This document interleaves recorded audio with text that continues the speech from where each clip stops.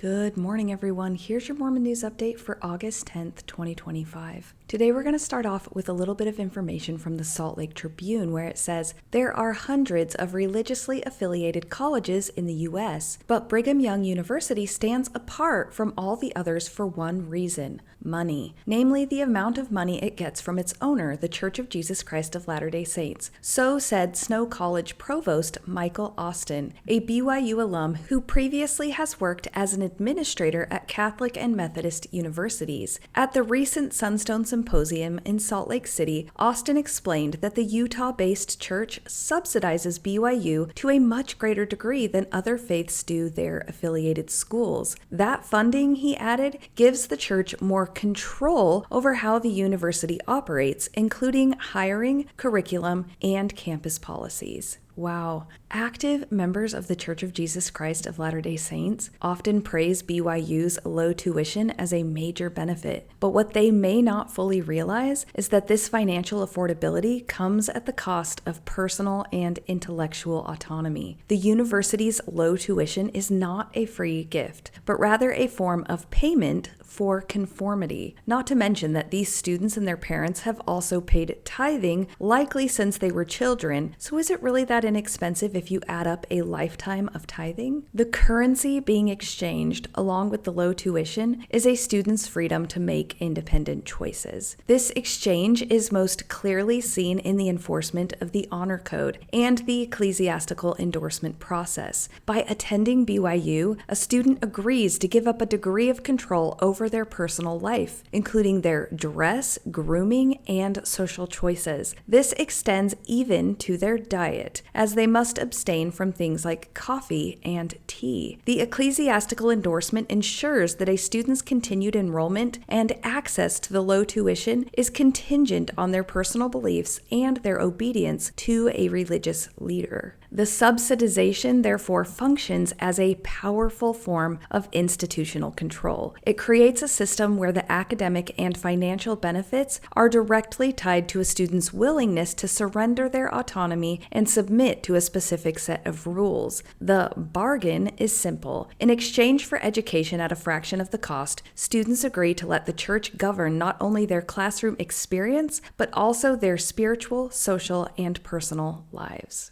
Back to the article. The Catholic priests and nuns that I know would never tell their employers about the problems their parishioners are having, Austin said. BYU faculty have to waive ecclesiastical confidentiality as a condition of employment. Amanda Hendricks-Komodo, associate history professor at Montana State University, recalled when a student who had become pregnant approached her for advice. If she had been worried about securing an ecclesiastical endorsement or running afoul of university rules, the professor explained, the student might never have reached out for help. You don't need that in the back of your head, Hendricks-Komodo said, when you're dealing with a student in crisis. After reading this, I studied it a little bit, and this fear of reprisal creates what is known as a chilling effect. The Honor Code and its enforcement mechanisms can effectively isolate students in crisis, making them feel like they have nowhere to turn. When the very people who are supposed to be sources of support, bishops and faculty, are also perceived as potential enforcers of a disciplinary code, students are far more likely to suffer in silence rather than risk the loss of their education and their community.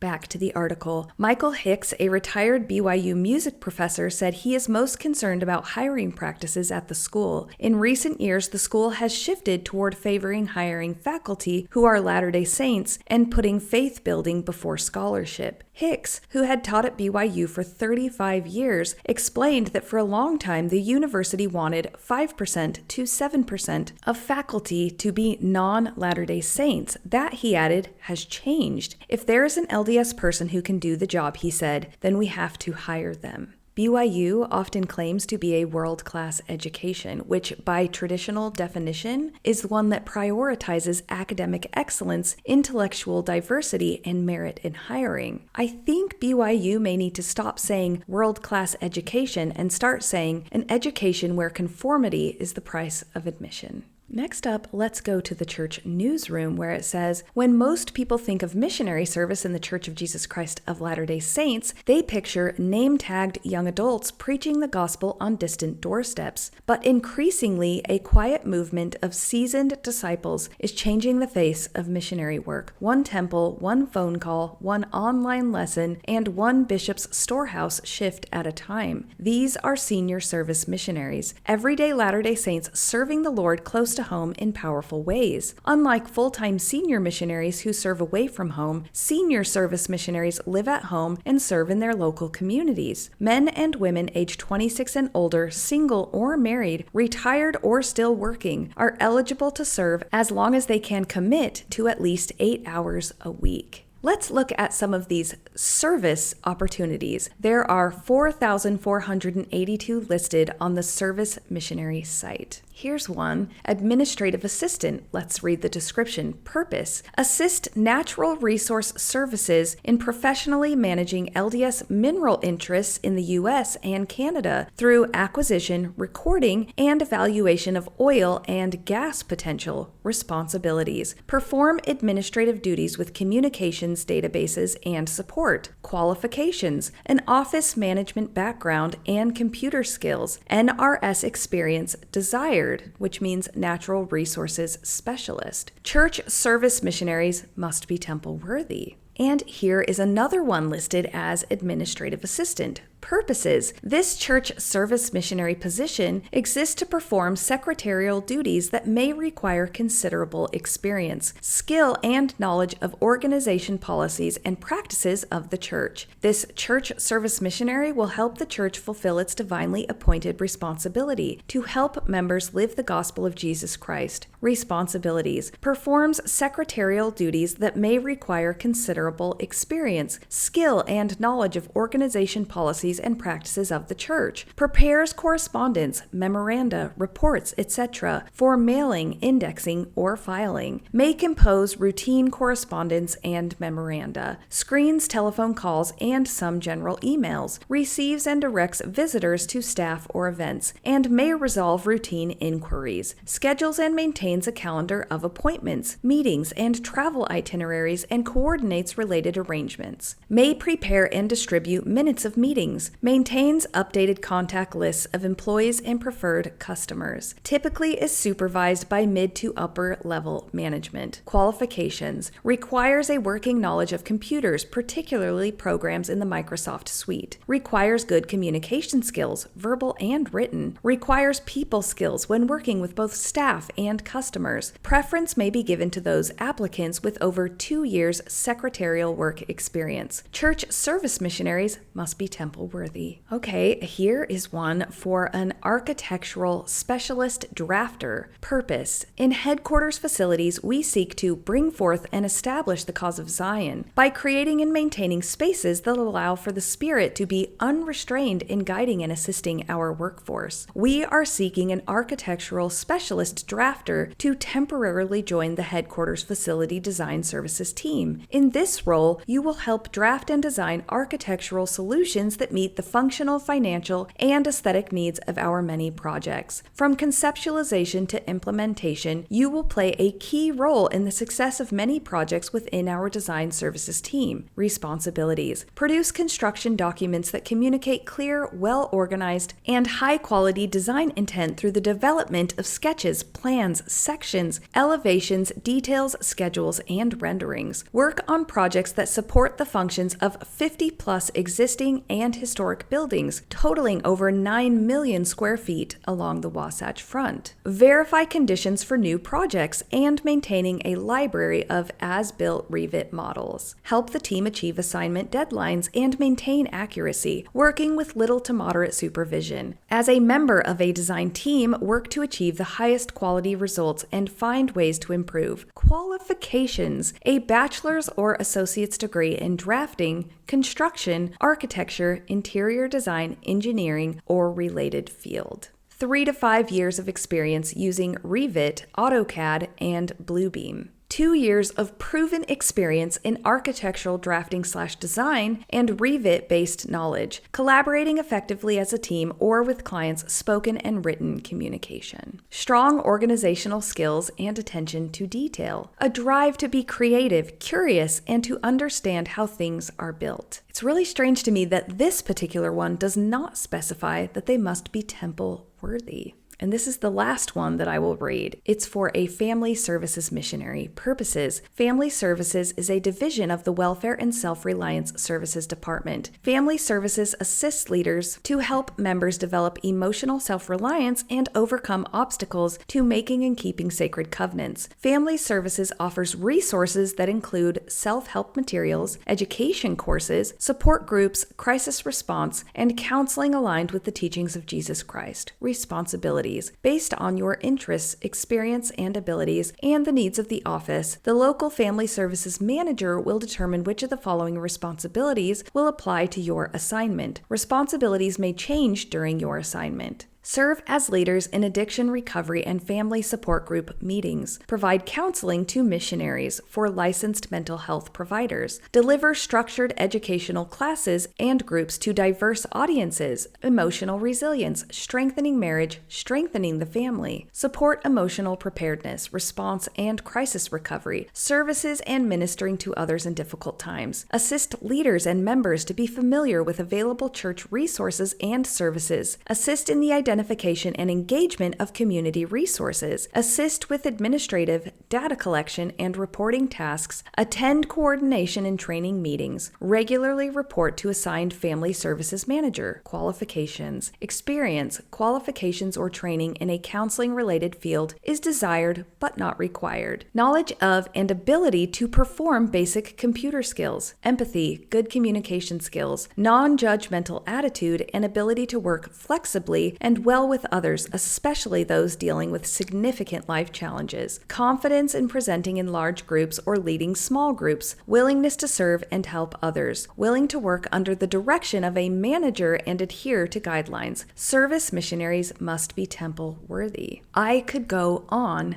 and on and on for over 4,000 of these so-called service opportunities. I understand that service is important. It builds community, fosters compassion, and provides people with a sense of purpose beyond themselves. It can be a very powerful force for good, allowing people to contribute to the well-being of others and grow personally. I get that.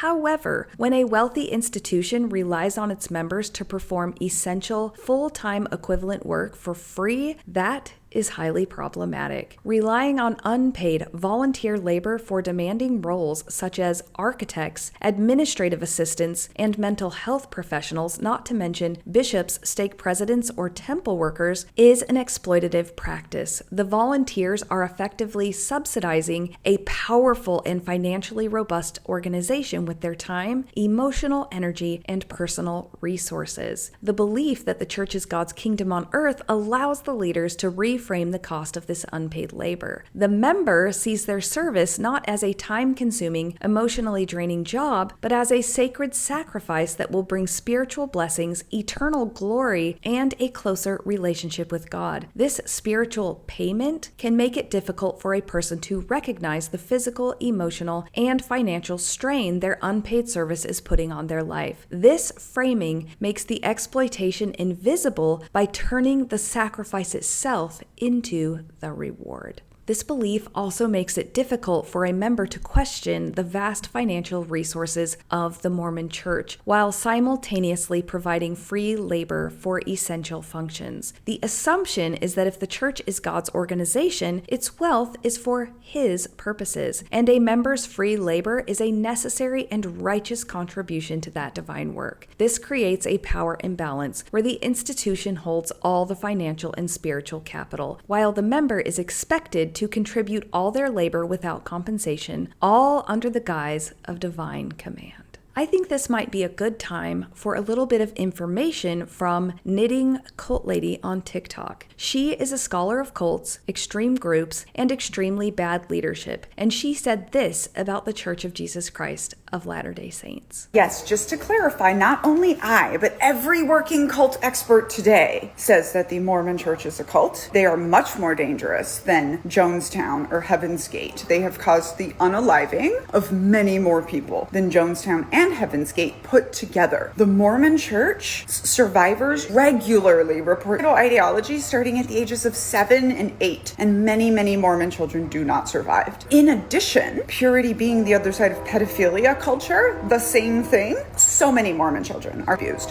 So many more children have been abused by the Mormon Church than by the Children of God sex cult or by the FLDS. You're not better than them. You are one of the worst, most extreme, most horrifying and harmful cults, and I will be coming for you for the rest of my life. And oh hey, not listening to experts about what makes you a cult? That's one of the signs, sister. I don't think I can say it better than she did. And on that note, let's go to an article from the Deseret News that says, "The abuse helpline for bishops of the Church of Jesus Christ of Latter-day Saints and strong clergy privilege laws are the best option for protecting children from abuse," an attorney and a social worker for the church said Thursday. "Far more abuse gets reported when the bishop calls the helpline than if we didn't have one," said Randy Austin, an attorney for Curtin McConkie, who serves as lead outside controversy and crisis counselor for the church. He said clergy privilege laws that exempt bishops from mandatory rules for reporting abuse actually lead to more reporting, not less. "We learn about more abuse in places where the privilege exists than where it doesn't," Austin said. Coupled together, the increased reporting generated by the helpline and clergy privilege protect more children, he said. "This is as valuable a tool as exists in the world to protect children." You know what this reminds me of? The movie Elf, when Buddy sees a sign on a cafe that says "World's Best Cup of Coffee," and then later takes his friend Jovi there, who describes it as a crappy cup of coffee. The helpline is not the most valuable tool in the world just because a church-paid lawyer claims that it is. Back to the article from the Deseret News, which is run by the Church of Jesus Christ of Latter-day Saints. Austin and Nielsen said the abuse helpline provides 24/7 legal and counseling advice to 31,000 bishops and branch presidents who lead Latter-day Saint wards and branches congregations around the world about how to respond to reports of abuse. The line also supports 4,000 stake and district presidents responsible for groups of congregations. Austin said he was present when the church's first presidency developed the helpline. The reason for it, its overarching purpose, its undergirding principles, its foundational principles are the protection of children, he said. Local church leaders can call the line for advice on how to minister to abuse victims and to learn their responsibility for reporting abuse to civil officials. The helpline staff monitors clergy privilege laws in all 50 states and in countries around the world. In addition to the love and the care that he has for the people sitting in front of him, a bishop can tap into hundreds of years of experience dealing with abuse, clinical and legal, to aid him from day one, he said. Austin said there are 3 primary reasons the helpline is beneficial. First, most people don't know where the line is for what qualifies as abuse. And why does the church think that a lawyer is the best person to draw that line? Second, the helpline counselors know the numbers of places bishops around the world can call to help victims in their care. Third, while police need time to investigate, bishops can provide immediate action to help. Now somebody knows, and now we can begin to take some action to protect people, Austin said. Nielsen said bishops armed with good counseling advice can provide crucial help to victims. To which I would say bishops, unless they are trained mental health professionals, should never be counseling a victim. The article goes on to say the bishop can use the mantle of that office to help that person to understand that the church as an institution favors reporting of abuse. Austin said, "That is our policy. If the bishop calls it up, and that's what the bishop's told." Sounds here like he is saying not that the bishop should report it, but that the bishop should tell the victim or the confessee to report it. The article then says, the studies show that if you protect particularly the clergy privilege, you get more actual abuse reported than if you don't, he said. And I want to ask, reported to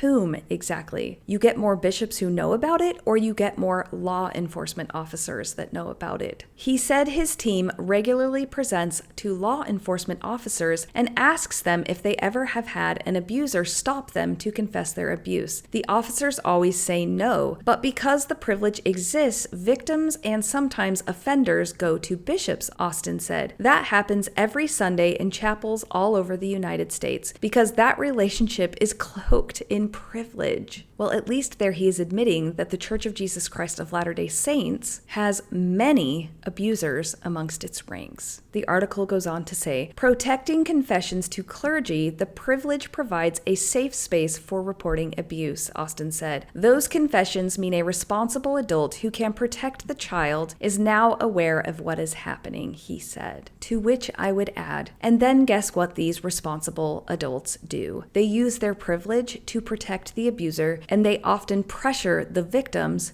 to forgive. We've seen this over and over again in the news. The Church of Jesus Christ of Latter-day Saints prioritizes institutional protection over the safety of abuse victims. And last up today, let's finish with this great quote that says, when someone realizes they can no longer manipulate you, they rewrite the story to protect themselves, because telling the truth would require them to face the harm they caused and to sit with everything they've been avoiding within themselves. And that's your update for today, folks. I absolutely hope you have the day that you deserve.